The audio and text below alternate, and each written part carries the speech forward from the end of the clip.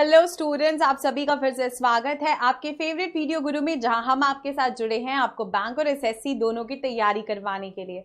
अब जैसा कि हम जानते हैं ए से जेड की सीरीज अभी भी खत्म नहीं हुई थी, वो सीरीज अभी भी जारी है। चलिए बढ़ते हैं आज के इडियम एंड फ्रेजेस के सेक्शन पे। The first is walking on broken glass. कांच का ग्लास अगर टूट जाए और आप उस पर चलो तो उससे तकलीफ ही होगी, और कोई अगर आपको उस पर चलने को मजबूर कर दे, हम अगर कहें कि कोई आपको उस पर चढ़ने पे मजबूर कर दे, तो वो क्या करना चाह रहा है? वो आपको आपके किसी एक्ट के लिए पनिश करना चाहता है। So basically walking on a broken glass का मतलब होता है तकलीफ देह पनिशमेंट, एक ऐसा पनिशमेंट जिससे आपको चुभन हो, आपको तकलीफ पहुंचे। दूसरा, wet behind the ears. Wet behind the ears का मतलब होता है something which is very young और इनएक्सपीरियंस्ड।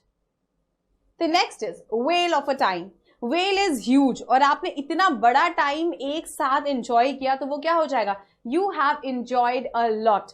जब आप बहुत ज्यादा मौज मस्ती करते हो तो हम कह सकते हैं he had a whale of a time, या कभी कभी हम ऐसे भी बोलते हैं इसको that he had a gala time.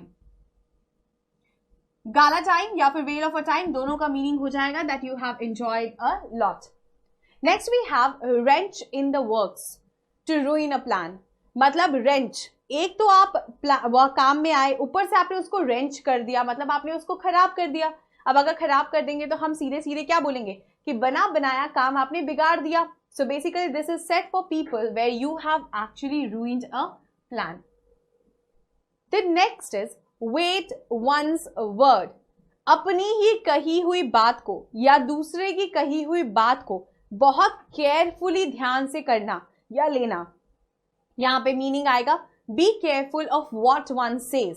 इंसान को केयरफुल होना चाहिए, उसको सोच समझ के तोल मोल के अपने शब्दों का प्रयोग करना चाहिए। इसे कहते हैं वेट वंस वर्ड। क्लियर?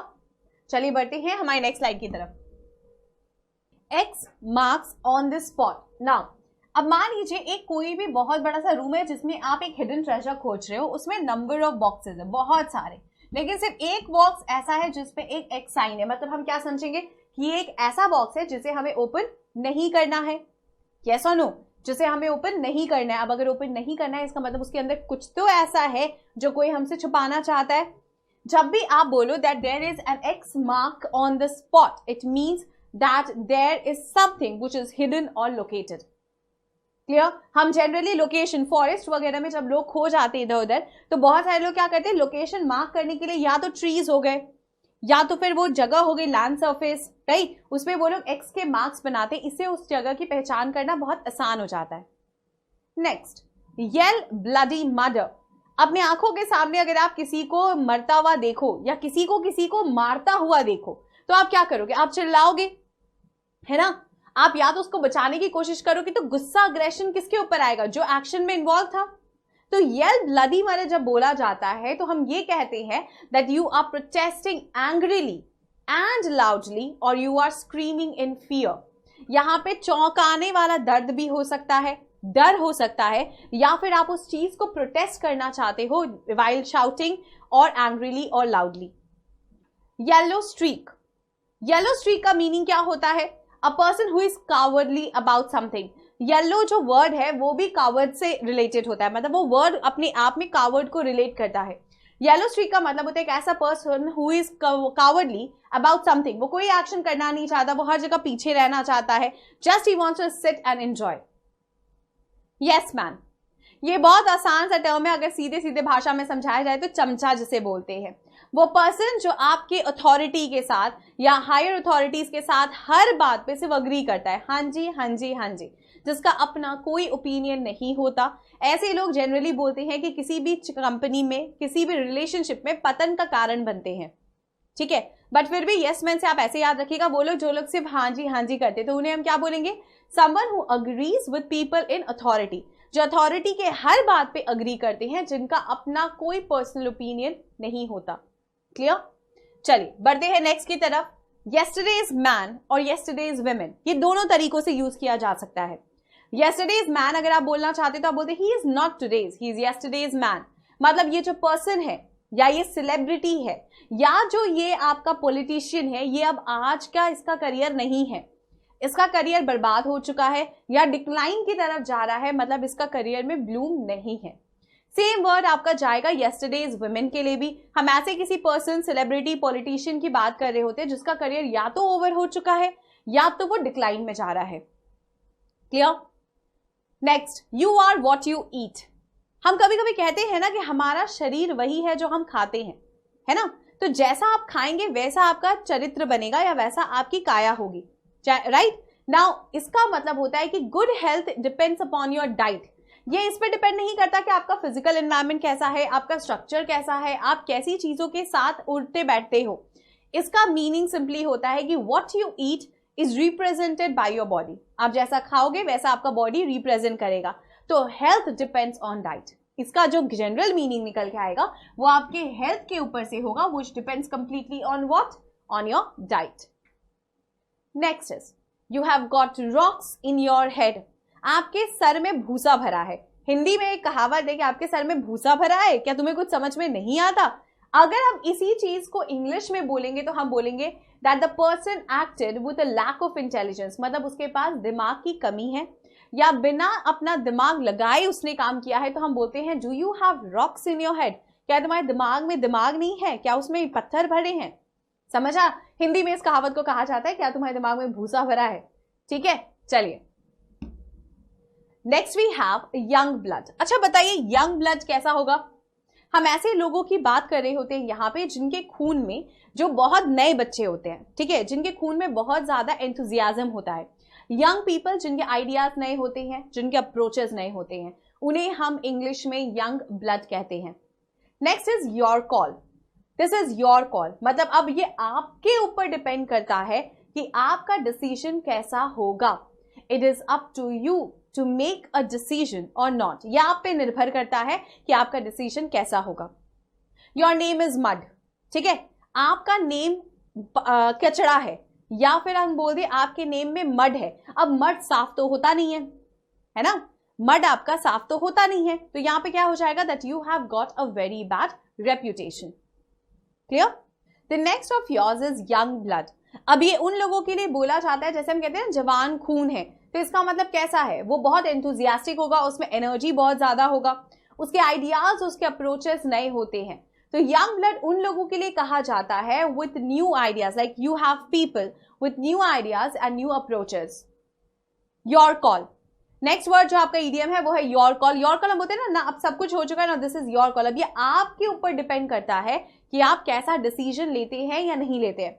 यहाँ पे सीधे सीधे किसी भी सिचुएशन को आपके ऊपर डाल दिया जाता है और पूछा जाता है कि अब आपके ऊपर है कि आप इसका डिसीजन हाँ लेते हैं या ना लेते हैं। It is up to the person to make a decision और not. Next, your name is mud. अब मड जो है वो बहुत मैला होता है, क्लियर तो होता नहीं। अब अगर आपके नाम पे कीचड़ है तो इसका मतलब आप समझ चुके होंगे आपका जो रेप्यूटेशन है वो अच्छा नहीं है। यहाँ पे ऐसे लोगों की बात की जाती है जिनका रेप्यूटेशन बहुत खराब होता है या जिनके ऊपर किसी तरीके का केस या लीगल एक्शन इंपोज किया जा चुका होता है। क्लियर? चलिए नेक्स्ट आगे बढ़ते हैं। Zero hour. जीरो आवर हम किसे कहते हैं? This is a time when something important is to begin. Zero hour हम कब बोलते हैं? एक ऐसा आवर जब कुछ बहुत इंपॉर्टेंट चीज वहां से शुरू होता है, मतलब जब आप किसी मेन पॉइंट से किसी चीज की शुरुआत या इनिशिएट करते हो तो उसको हम बोलते हैं जीरो आवर। ठीक है? उसके बाद वहां से समय गिनना स्टार्ट कर दिया जाता है। जीरो टॉलरेंस, हम अब और बर्दाश्त नहीं कर सकते। Now this goes as zero tolerance from my side. You will not overlook any crime no matter how small. आप किसी भी चीज को नजरअंदाज नहीं करेंगे, फिर वो जैसी भी गलती हो, चाहे छोटी से छोटी या बड़ी से बड़ी गलती हो। क्लियर? तो जीरो टॉलरेंस में आ जाएगा you will not overlook any crime no matter how small that crime is.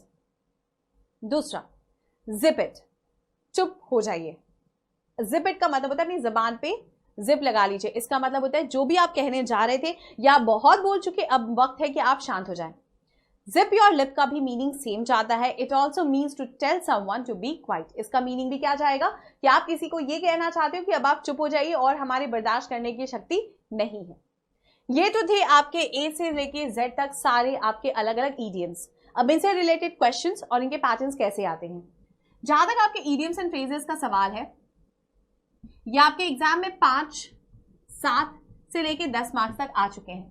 ठीक है, मतलब आपके इन, अगर हम कहें कि जितने स्लाइड्स हमने आपको पढ़ाए हैं इसमें टोटल आपको कितने इडियम्स के मार्क्स मिल सकते हैं, तो आप समझ जाइए आपके 10 मार्क्स तक यहाँ सिक्योर होते हैं। ठीक, अभी कहाँ कहाँ देखा जाएगा, सेंटेंस इंप्रूवमेंट के पार्ट में आप इडियम्स एंड फ्रेजेस को देख सकते हो। मतलब यहाँ पे क्या होगा, एक स्टेटमेंट दे दिया जाएगा, बीच में गलत तरीके से एक इडियम होगा और आपको बोला जाएगा कि गिवन 4 में से कौन सा इसको रिप्लेस करेगा। ठीक है, या फिर हो सकता है आपको इडियम सीधा सीधा लिख दे जैसे हमने पढ़ाया है और आपको पूछा जाए कि इनमें से कौन से 4 उसके मीनिंग है, तो आपको एक राइट आंसर को यहाँ पे आंसर करना होता है। ले दे के देखा जाए तो इस चैप्टर से और वन वर्ड सब्स्टिट्यूशन से लगभग 15 मार्क्स के क्वेश्चंस आ चुके हैं एग्जाम्स में। तो यहाँ पे जो फोकस का एरिया है वो ज्यादा है और हमें करना क्या है, हमें सिर्फ जो दिया हुआ है उससे रटना है, मतलब उसे मगअप करना है, रिमाइंड करना है।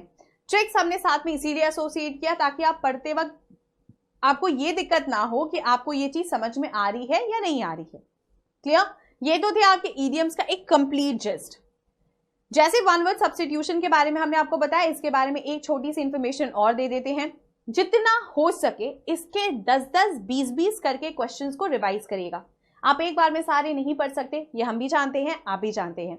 एग्जाम्स के लिए खुद को हमेशा प्रिपेयर रखने का सबसे अच्छा तरीका क्या है कि हम हर रोज 20 अगर पढ़ते हैं तो दूसरे दिन उन 20 को एक बार रिवाइज कर लें और फिर नए 20 को पढ़ें। इससे क्या होगा, हर रोज आपका नंबर ऑफ रिविजन भी बढ़ेगा और आपका जो एक्यूरेसी है वो एग्जाम के अकॉर्डिंग बिल्कुल सही बैठेगा। इडियम्स एंड फ्रेजेस से इतना ही था। जब नेक्स्ट डे मुलाकात होगी तो कुछ और नए एक्सरसाइजेस के साथ होगी। तब तक के लिए keep revising and thank you for joining us.